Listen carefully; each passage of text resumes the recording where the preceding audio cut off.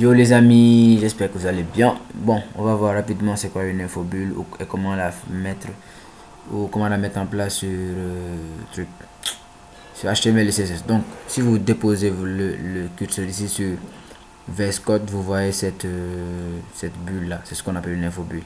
Ici aussi, même chose, même dans votre système ici, vous voyez ces informations qui sortent là pour vous donner plus d'informations concernant bien l'élément sur lequel vous avez déposé le curseur. Voilà, c'est ça. Donc, on va essayer de faire ceci. Voilà, ça, vous voyez, je dépose ici, on me dit accueil, ici notification et déconnexion. Voilà, on va le faire ensemble rapidement et vous allez en même temps voir comment on fait cela.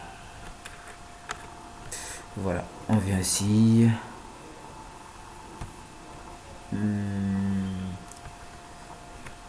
Rapidement là. Voilà, je crée un dossier que je vais appeler créer une infobulle avec HTML et CSS. Voilà. Et ici, dans ce même dossier, je vais créer des sous-dossiers, HTML, CSS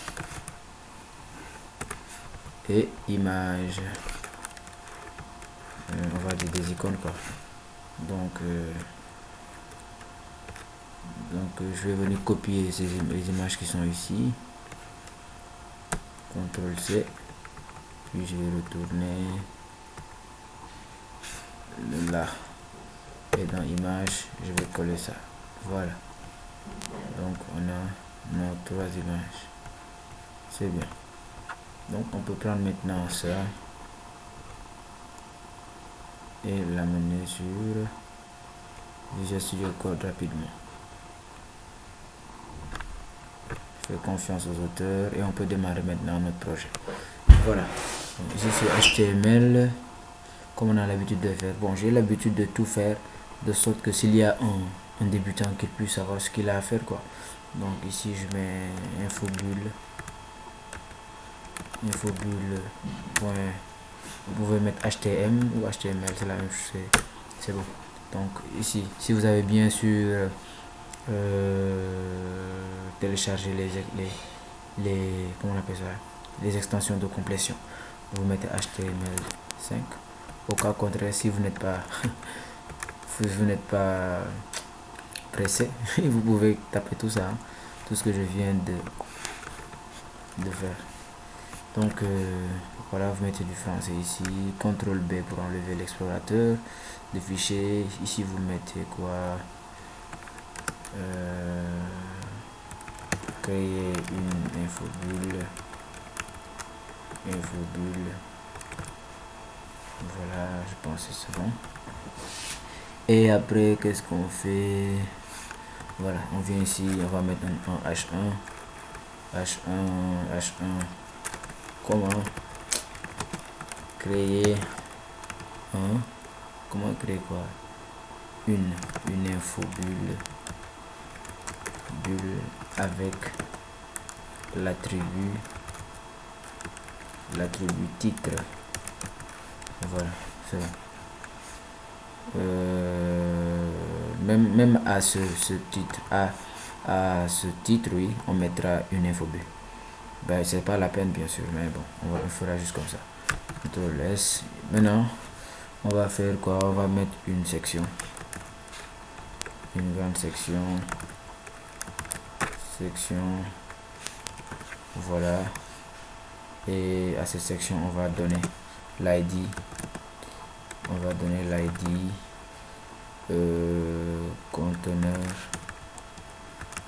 Conteneur latéral. Je dis qu'on va faire la même chose que ce qu'on avait fait. Donc conteneur latéral. Ici après, on va créer une div. Voilà, on va créer une div dedans. Et la div, elle va prendre comme ID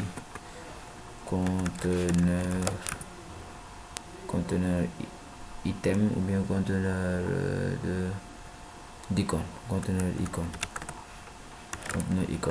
voilà. C'est bon.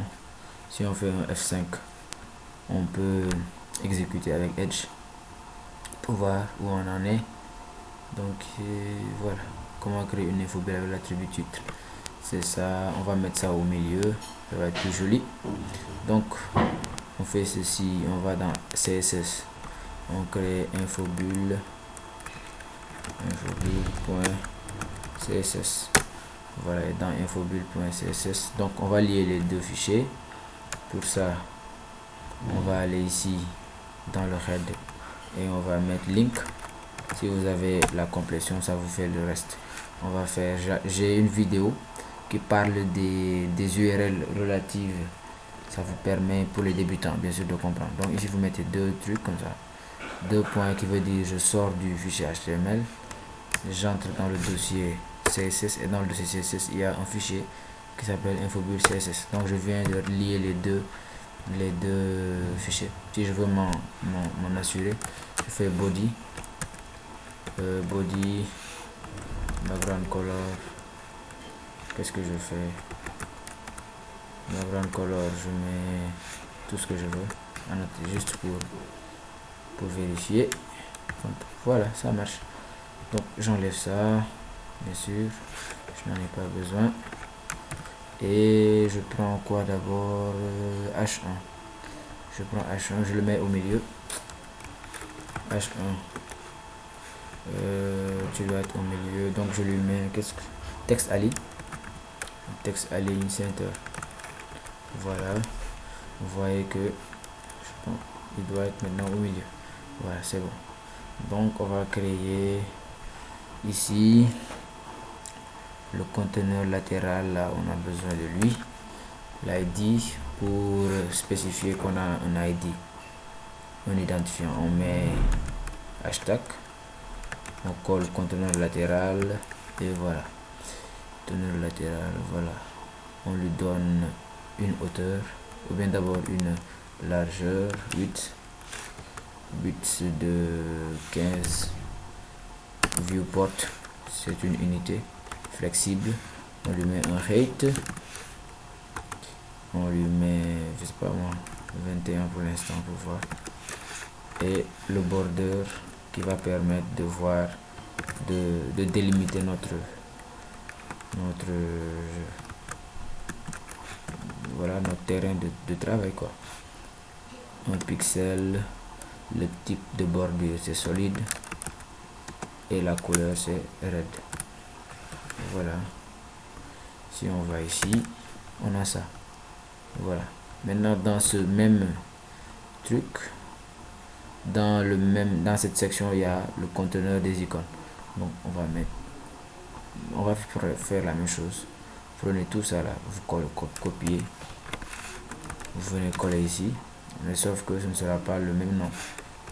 Voilà, ici vous avez comme nom conteneur icône.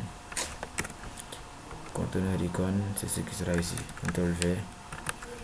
Voilà, et si je viens ici, bon, il sera quand même plus petit. Il doit être plus petit, sinon voilà. Donc 8, on va mettre ici quoi, on va mettre un 13, 12. Ici on va mettre un 17. On va essayer de voir. Bon, c'est bon. Ok, ce qu'on va faire rapidement, on va importer les icônes. On vient ici. Les icônes doivent être cliquables, c'est-à-dire doivent quand on appuie sur le lien, ça doit amener, ça doit, on va dire, rediriger vers quelque chose. Donc on va mettre un A pour spécifier que c'est un lien. On va mettre truc. On va mettre le hashtag pour dire que ça ne renvoie à aucun lien pour l'instant, à rien en fait. Donc et à l'intérieur on va importer des images. Voilà, des images. Ici on peut mettre, non bon, on n'a pas besoin. Les sources, on met ça, je sors, j'entre dans les images et je prends l'image première. Donc on va faire la même chose pour toutes les autres. Donc Pour éviter la répétition, je copie ça, je colle et je colle encore. Ici on va mettre image 2, ici on va mettre image 3. Bon, pour ceux qui ne comprennent pas, j'ai importé des images ici, elles sont là. Dans la section images, il y a 3 images qui sont titre image 1, image 2, image 3. Voilà, donc naturellement on va avoir quelque chose ici. Voilà, voilà, donc c'est bien ordonné, on a ça. Donc on est bien. Je peux enlever maintenant les bordures. Je viens ici, excusez, je viens ici et j'enlève la bordure. Voilà, voilà, donc ici aussi on enlève le commentaire, plutôt on met en commentaire et on a ça. Voilà, mais bon, est-ce que ce serait pas plus beau avec la bordure? On peut mettre un background pour voir ce que ça donne. Background color, je sais pas moi à quoi. Voilà, c'est joli, good job, et c'est cliquable aussi. Voilà, donc ce qui reste, c'est maintenant l'infobulle. Tout simplement, il n'y a rien de plus facile. Vous venez ici dans image, ici, et vous mettez, vous ajoutez l'attribut title qui signifie titre, et donc vous mettez pour cette icône, ça signifie accueil. On met accueil. Ici aussi on met l'attribut title, et pour cette icône c'est notification, donc on va mettre notification,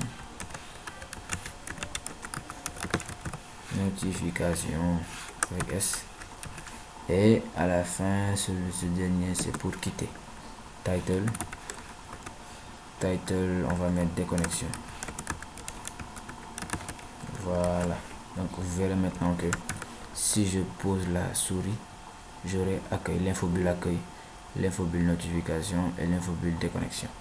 On peut même mettre une infobulle pour ça. On n'en a pas besoin parce que le texte est assez explicite, mais on le fait juste pour le plaisir. On va mettre title ici. Title, on va mettre titre général. Excusez, titre général. Voilà, titre général, et on verra que quand on posera le curseur sur, voilà, on aura ça. Donc voilà tout pour les titres, l'infobulle que je voulais vous montrer. C'est vraiment facile, c'est juste un attribut, mais j'ai voulu faire ce mini projet juste pour aider ceux qui ne s'y connaissent pas trop en HTML. Bon, on se dit à bientôt, et que voilà, si la vidéo vous a plu, vous pouvez me soutenir, aimer et pourquoi pas la partager. Donc on se dit à bientôt les gars.